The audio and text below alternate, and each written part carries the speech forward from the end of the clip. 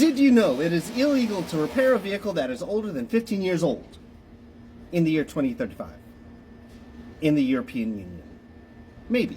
Hello, it's Mechanic Lake, and let's take a look at what's going on the other side of the pond.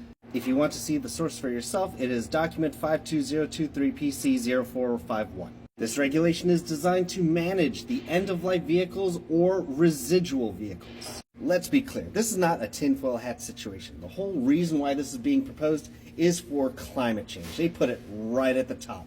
This is to lower the carbon footprint, to minimize greenhouse gases, and to eliminate emissions. And of course, this goes hand in hand with the already approved bill in 2035 to ban the sale of gas-powered cars.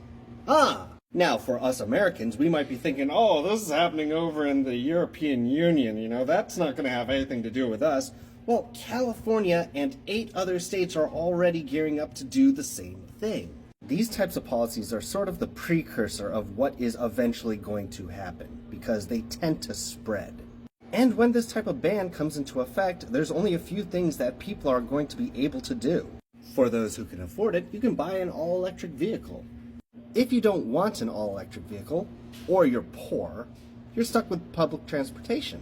I'm sure at some point there will be an addendum, but I've read the whole proposal and I am not seeing classic car exemptions. If you use the search function for Annex 1, you'll be able to find the criteria to determine whether a used vehicle has reached its end of life. The general public and mechanics are not allowed to make these types of repairs on vehicles that are 15 years old or older. Any vehicle that has been cut into pieces or stripped, so no restoration. Any vehicle that has been welded shut or closed up with insulation foam. A vehicle that has caught fire to the engine compartment or the passenger compartment. Any vehicle that has been submerged up to the dashboard. Again, for any vehicle that is 15 years old or older, you are not allowed to repair tires, wheels, suspension, steering, braking, and their control components. We're not going to be able to do caliper pads and rotors on a 2008 Honda Accord. If there's any kind of damage to airbags, pre-tensioners, safety belts. No more engine swaps, gearboxes, shell, chassis assemblies. A vehicle may be considered irreparable when there is a gas leak or fuel vapors are being discharged in a way that could pose a fire or explosion. So that means goodbye to any kind of repairs like injectors, fuel pump, fuel tank, fuel lines, fuel rail, EGR, EVAP.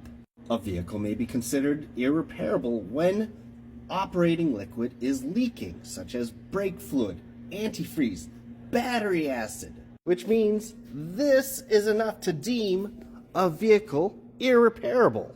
And the list just goes on and on and on. And of course, this is all done in the name of climate change. Now, don't get me wrong. You know, I want to save the environment too. Don't pollute, don't litter, but at the same time, don't make stupid regulations like this, which is going to cause more harm than good. And to make things even more futile, these policies aren't even going to scratch the surface of problems when you have big polluters like India, Vietnam, China, and where half of my family live, the Philippines. Remember this? How we all think it's stupid? Yeah, well, from the looks of it, these guys are winning.